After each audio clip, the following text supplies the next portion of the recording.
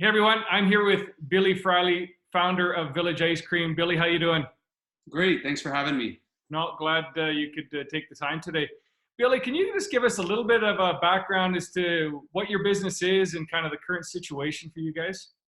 Yeah, I'm the founder of Village Ice Cream. We started 8 years ago with a shop in the heart of Victoria Park in a hard-to-find cul-de-sac, uh, tucked up at the back of a building that housed an engineering services company, and we grew from there.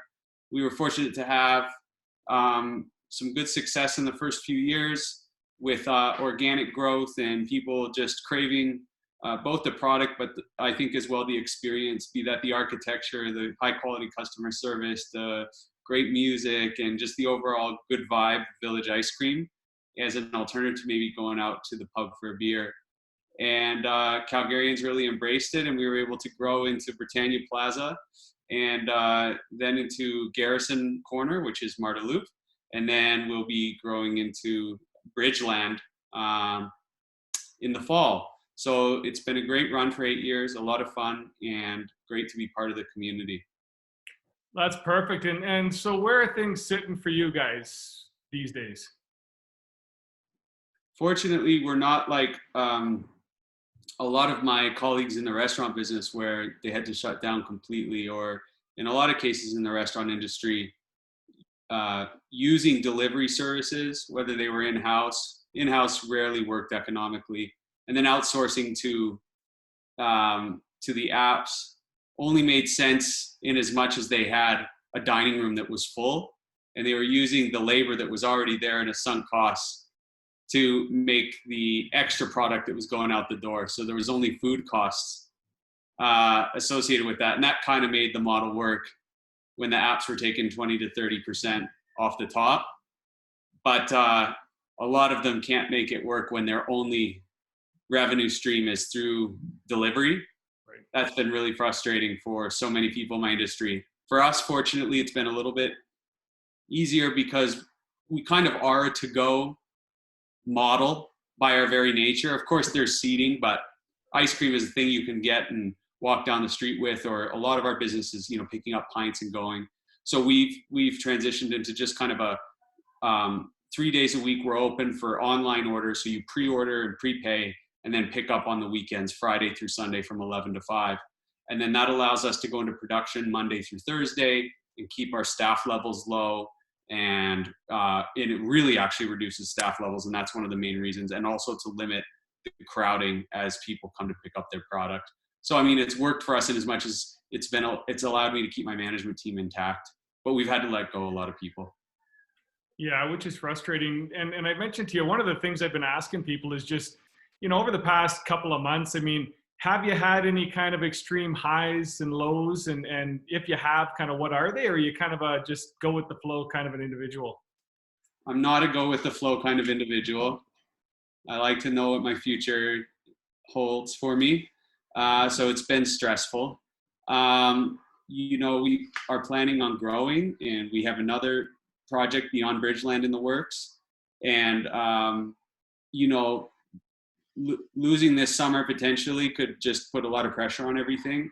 So I think the lowest low has just been kind of the moments where it sunk in how long this is all lasting. I think when it first started, we had this kind of idea that we'd be up and running by May, and maybe we'd lose 6 weeks, but it's going to be longer than that. And that's frustrating. It's just the reality that we're living in. And then I think the highs was, we had never done online sales before. And just to see through the power of Instagram and a large following, how quickly we could turn that on. It's just phenomenal. And being able to do that allowed us to, like I said, keep my management team intact and on payroll. It's just been fantastic, that part of it. Yeah, it's one of the things I'm hearing from quite a few entrepreneurs is just how their teams are stepping up in these times. And really, when we say in it together, really, it's not just the owners, it's everybody, right? I mean, the employees, management are stepping up and adapting and getting creative. So it's good to hear. Yeah, I think that's, all the hard work that we've done as an organization, and we've done a lot of a lot of seminars on like how to have like difficult conversations with each other. We've done a lot of training. My management team has been involved in EOS for 7 years. We've hired and just worked intensively with an implementer for the last 18 months. So we came into this thing with such a tight team that, we had been dealing with the difficult aspects of our business for a long time and facing it head on.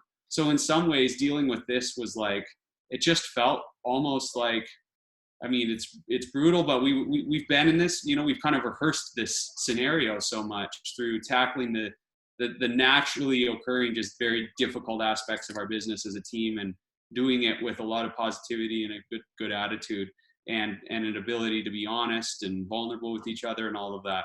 So, wow, what a testament to all the hard work we've done. My team's come through, and they've been very, very flexible, and been able to roll with the punches. It's been fantastic. I'm glad that this happened to us now and not 4 years ago. I don't think we would have had the fortitude to get through it in the same way. You know what? And I mean, I think that kind of planning is something that is amazing. And to be able to kind of have those systems in place, I think there's a lot of people that maybe, like you say, didn't have those systems and are struggling a bit. Where do you see kind of the market in kind of 3 months, 6 months for you guys? I think I'm fortunate to be in the ice cream business, and I think it's an affordable luxury that people are going to be able to embrace, regardless of the economic circumstances. So I feel very fortunate for that. It's a lot different going for a cone than even committing to take your family to the movies. For $20 to $25, you can kind of have a wonderful evening out with your family. And without the ability to travel as much and do kind of more expensive, luxurious things with your discretionary dollars, I think we'll be able to bounce back.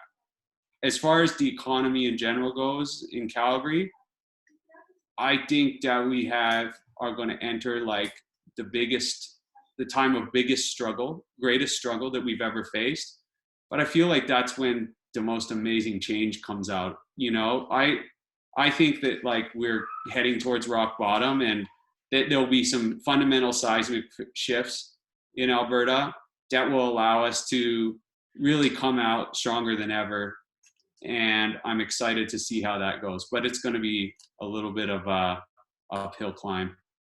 No, I agree with you. And I think that's one of the things, and that's why I think we have to stick together as a city and as a province to really kind of dig our way out of this. I mean, we keep talking about the fact that here in Alberta, we've been fighting this uphill battle for 5+ years now. So, I mean, we had you on the In It Together site in 2015, and we were talking about similar issues. So any thoughts, Billy, on just the opening and how things should open and kind of how it's all being handled? Should we be opening up sooner or later? Do you think some of the businesses are going to be able to adapt with the new changes they need to make to keep things safe? I don't know if I can offer much, insight into that, just because, I don't want to talk about a science that I don't fully understand. And obviously social distancing has worked, but it's come at great cost economically. And of course, we're trying to figure out how to open up again. I think that special care needs to be taken to address the businesses that can't operate remotely. If this is about maybe limiting the amount of contacts that you have with other people in a day, maybe you allow a little more flexibility for the businesses that have to have people come and physically visit them. And where you can reduce your contact is in the office space, for instance. People can work from home more. I think that for us, especially in the food industry, we're so focused on cleanliness. We are wiping down our spaces all the time naturally, most of us hopefully, and we're taking this to a whole nother level in order to survive in this new world. Meanwhile, if you think about 100 people in an office all sharing the same fridge, the same tea kettle, the same coffee pot, all that kind of thing, I think that's all just to say that given the right precautions, I think it's necessary, and it could be quite safe to allow businesses like restaurants and everything to get going, and hair salons and all this, because we can't let these entire industries die before our very eyes.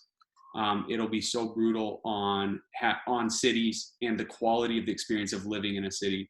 I was thinking about this quite a bit lately, which is like, you give up a lot by living in the city. You give up a lot of your contact with nature and all the peace that comes with that and all that. And you need something in return. And when a city gets turned off, it's a hard place to live.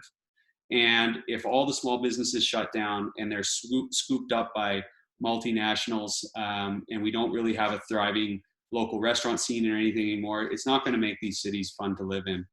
So we need to do our best in order to keep cities delivering what makes them worthwhile to live in, which is a great local economy. Well, you know what, and you're a Calgary guy, and I believe born and raised, were you not? Yes.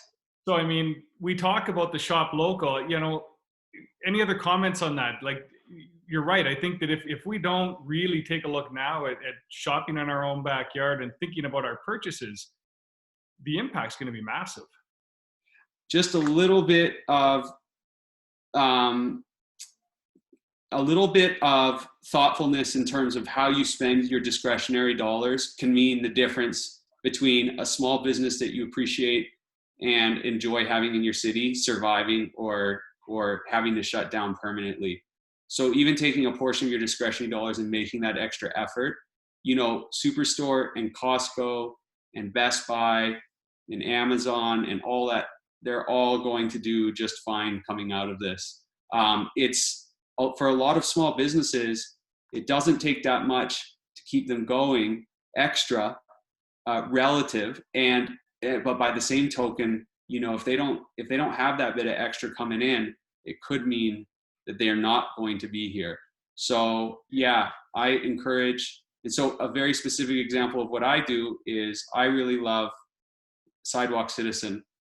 And I have no idea how they're doing, I'm sure, and I hope they're doing okay through this. But I go there, and I know it's a bit stressful at home right now. So lunchtime is a time where we can just open up some soup, some soup and some carrots and hummus and some bread. And so I'll go and stock up with $100 worth of, soup and bread and different spreads for the week. And that's kind of the contribution that I make to Sidewalk. So that's just an example. I mean, I could have put those dollars towards Safeway or Co-op or whatever. But instead I'm getting like this really great, really healthy food. And yeah, it's more expensive, but to me, that's how I'm spending my money. And that's a great point. I actually even switched the brand of dog food that I was buying because I was buying a dog food. I didn't realize it was coming out of the US, and I switched to a product that's coming out of Western Canada now. And it's little like even if you're shopping at the Safeways and the co-ops for your groceries, there are local producers that are in those stores that you could be supporting, just to kind of keep those dollars here in our own province. So definitely, that's a great example. Any advice, Billy, that you would have? I mean, you've been in business for 8 years. Any advice you would have for other business owners, business leaders out there right now who, are maybe struggling and feeling alone? I mean, when you talk about EOS and things like EO and YPO, a lot of the times, in those groups, we have support. A lot of business owners there don't have the support. So any words of encouragement or advice you'd have? Yeah. The first is, don't worry if you're just surviving right now. It's really frustrating for business owners to hear from people who don't own businesses how they can just retool, how they might just retool their operation. And there's great revenue streams everywhere if you just think a little bit outside the box. For some businesses, specifically businesses that have manufacturing capacity, for sure, there's opportunity. But that's not the case for all of us. And all of us are also dealing with our personal lives and home lives and keeping the family going and everything else. And so to not to feel too bad about that, and not to worry if you're not finding this amazing retooling opportunity that is seeing millions coming through the door all of a sudden. The second thing is to,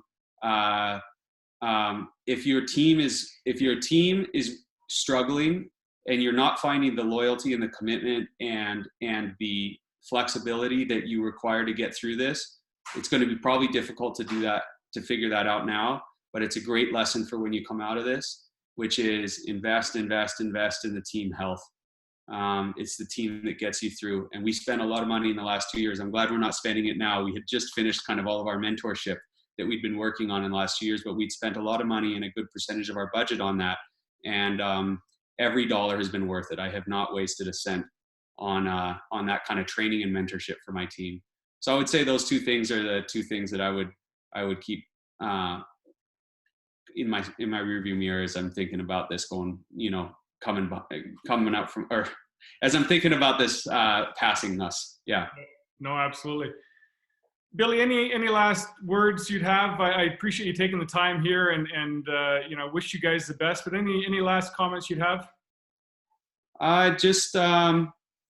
I think I've said everything. I hope everybody's doing as well as they can be given the circumstances, and it will be over one day. Sometimes it feels like it's a long ways off, but it probably is sooner than we think that things will come back to normal. And every week things change and start to open up. So just keeping that in mind, staying in the moment, and sometimes you just got to wait things out.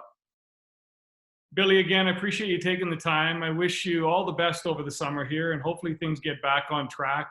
And again, your advice and words mean a lot and will go a long way. So stay safe, stay healthy, and I will definitely be picking up some Village ice cream here over the summer. So thanks for everything. Thanks a lot, and thank you for having me. Perfect.